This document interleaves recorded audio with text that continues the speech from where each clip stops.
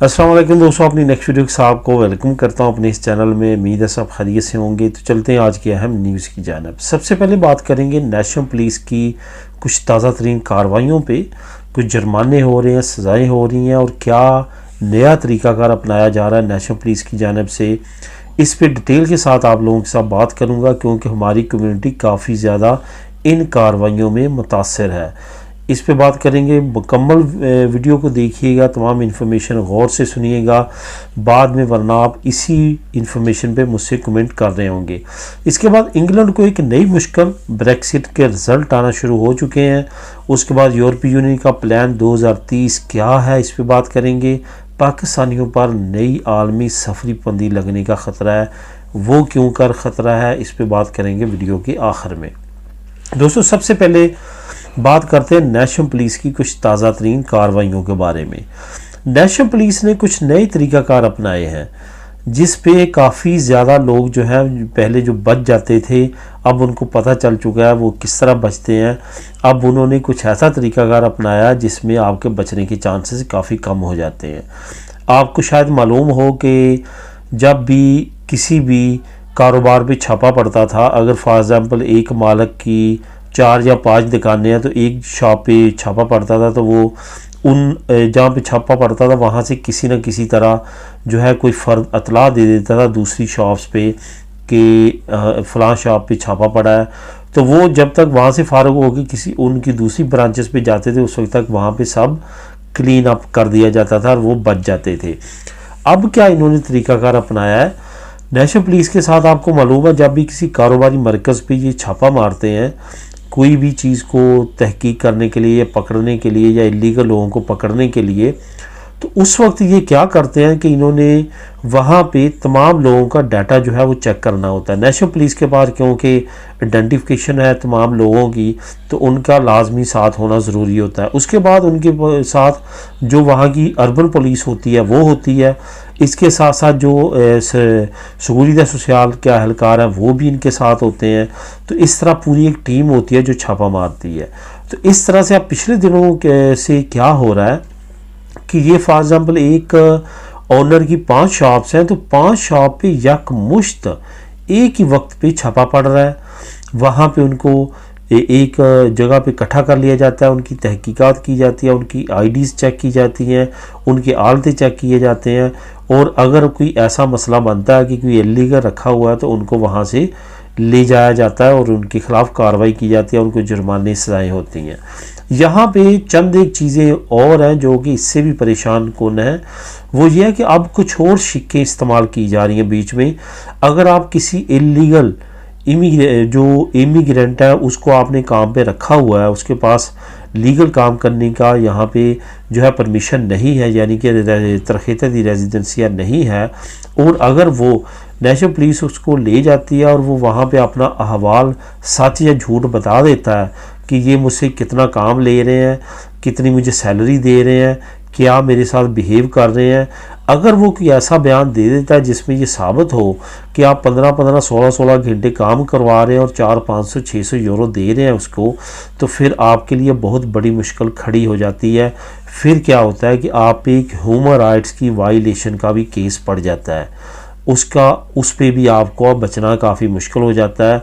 और जो छोटे बिजनेसमैन होते हैं वो फिर अपनी शॉप्स, अपना बिज़नेस बेच के वो जुर्माने अदा करते हैं। इस वजह से ऐसी कार्रवाइयों से, ऐसे मामला से बचें। काफ़ी ज़्यादा एक्टिव हुई है जो इस वक्त गवर्नमेंट है, काफ़ी ज़्यादा छापेमारी है। ख़ास तौर पे वो बिज़नेस, मैं यहाँ पे एग्जांपल एक दूंगा डोनर के बिज़नेस और अलमिताशन के बिज़नेस के अगेंस्ट बहुत ज़्यादा जो है वो हमारी कम्युनिटी पे अब तहकीकात हो रही हैं। ये किस तरह तहकीकात करते हैं, सिविल कपड़ों में पहले पुलिस आती है, वो तमाम जांच पड़ताल करती है, तमाम आपकी तस्वीरें, आपकी वीडियोस, वो ऐसे खुफिया कैमरे होते हैं आपको पता भी नहीं चलता कि वो आपकी वीडियोस बना रहे हैं। पेन्स कैमरा के ज़रिए, और जो छुपे हुए कैमरे होते हैं वो जदीद किस्म के उनके पास होते हैं। उसके बाद वो तमाम सबूत इकट्ठा करने के बाद जब उनको शक उनकी यकीन में बदल जाती है, फिर वो ऐसी कार्रवाई करते हैं। तो ऐसे मामला से बचें। ख़ास तौर पे वो बिज़नेसमैन जिन्होंने अपने एम्प्लॉइज़ को रहायशें भी अपने बिज़नेस के अंदर ही दे रखी हैं, उन पे भी बहुत ज़्यादा जो है इस वक्त सख्ती है। उन पे भी 2-2 3-3 केसेस डाले जाते हैं जब उनको पकड़ा जाता है और उनको बहुत बड़े बड़े जुर्माने किए जा रहे हैं। तो मेन आप लोगों के साथ शेयर करने का ये तमाम इन्फॉर्मेशन यही था कि इस वक्त ख़ास तौर पे, क्योंकि मैं ख़ुद कतलूनिया में रहता हूँ, कतलूनिया में काफ़ी ज़्यादा ये इस वक्त गर्म है टॉपिक, काफ़ी ज़्यादा कार्रवाइयाँ की जा रही हैं और आगे सर्दियों में चल के मज़ीद आगे बढ़ने के चांसेस हैं।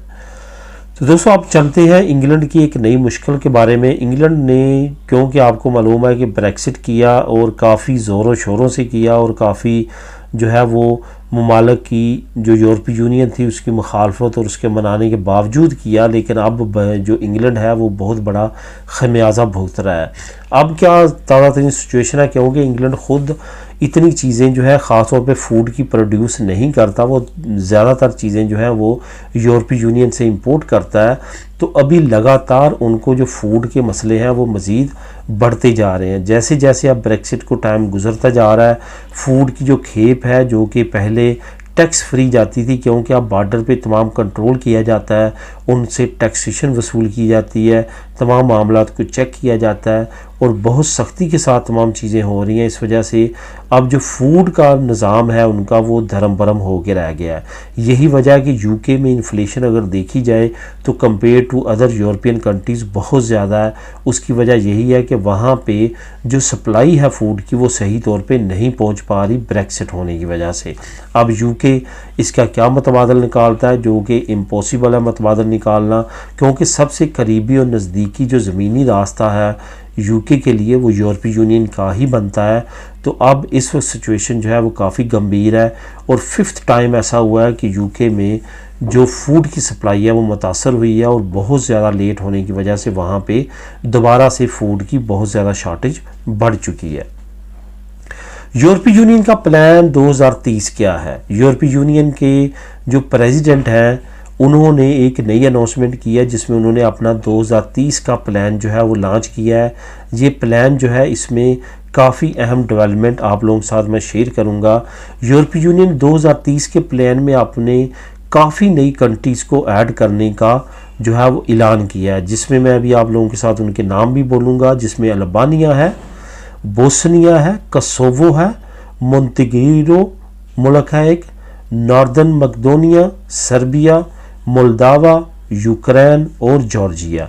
ये वो ममालिक हैं जिनको यूरोपीय यूनियन ने अनाउंस किया कि 2030 तक मुख्तलिफ मराहल से गुजारते हुए हम यूरोपीय यूनियन का मेंबर मुल्क बना लेंगे। यहाँ पे ये बताता चलूँ कि रोमानिया और बल्गारिया जो कि 2030 से यूरोपीय यूनियन का हिस्सा है लेकिन अभी तक शेंजन स्टेट नहीं बन रहे, उसके पीछे चंद एक ममालिक हैं। यहाँ पे एक रूल भी आपको बताता चलूँ कि यूरोपीय यूनियन का एक रूल है कि जितने ऑलरेडी यूरोपीय यूनियन के मेंबर मुल्क बन चुके हैं, अगर उनमें से कोई मुल्क इनकार करता है कि फ़लाँ मुल्क यूरोपीय यूनियन का मेंबर नहीं बन सकता, तो वो उस वक्त तक नहीं बन सकता जब तक वो मुल्क हामी ना भर ले कि हाँ अब ये मुल्क बन सकता है। इसी तरह उस वक्त तक कोई मुल्क यूरोपीय यूनियन से शेंजन मुल्क नहीं बन सकता जब तक जो इस वक्त शेंजन ममालिक हैं उनमें से तमाम ममालिक राज़ी ना हो जाएं कि ये मुल्क शेंजन बन जाएगा। तो यही वजह है कि रोमानिया और बल्गारिया पे सबसे बड़ा एतराज़ ऑस्ट्रिया कर रहा है। ऑस्ट्रिया हमेशा वीटो कर देता है कि ये ममालिक अभी तक रेडी नहीं है, हमें इनसे खौफ है कि क्राइम बढ़ेगा शेंजन स्टेट्स में, इस वजह से हम इसकी हामी नहीं भरते कि ये शेंजन स्टेट बने। तो यही वजह है कि रोमानिया और बल्गारिया शेंजन स्टेट नहीं बन रहे और ऑस्ट्रिया ने रिसेंटली दोबारा धमकी दी है, क्योंकि इस साल के आखिर में दोबारा कॉन्फ्रेंस होने जा रही है कि बल्गारिया और रोमानिया को शेंजन बनाया जाए।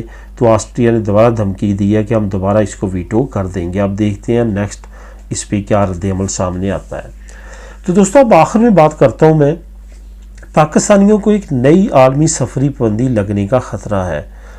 असल में जो WHO वर्ल्ड हेल्थ ऑर्गेनाइजेशन, इनका रिसेंटली एक बड़ी ऑर्गेनाइजेशन की कॉन्फ्रेंस हुई जिसमें इन्होंने डिस्कस किया पोलियो मर्ज़ को। ये याद रखें कि दुनिया में तमाम ममालिक में पोलियो मर्ज़ ख़त्म हो चुका है सिवाय पाकिस्तान और अफ़गानिस्तान के। सबसे ज़्यादा अफ़गानिस्तान में है और उसके बाद पाकिस्तान में है, और इसकी सबसे बड़ी वजह जहालियत है। जहालियत की वजह से ये अभी तक इन खित्तों में मर्ज़ ख़त्म नहीं हो सका।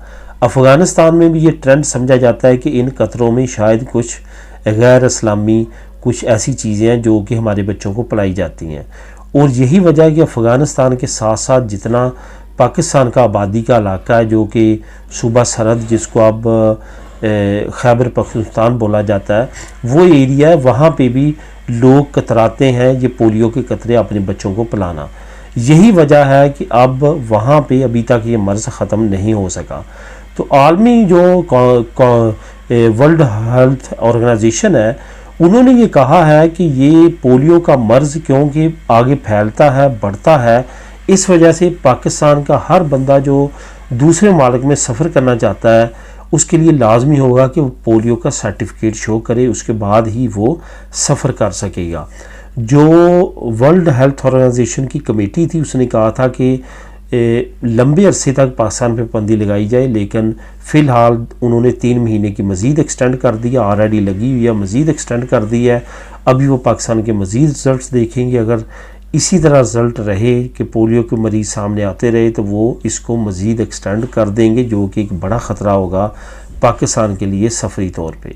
तो दोस्तों अब देखते हैं आगे हुकूमत क्या इस पे स्टेप्स लेती है पोलियो मर्ज़ को ख़त्म करने के लिए, और जो वर्ल्ड हेल्थ ऑर्गेनाइजेशन है वो 3 महीने के बाद दोबारा अपने रिज़ल्ट्स देखते हुए क्या फ़ैसला करती है। मिलेंगे नेक्स्ट वीडियो में नई अपडेट्स के साथ। अल्लाह हाफिज़।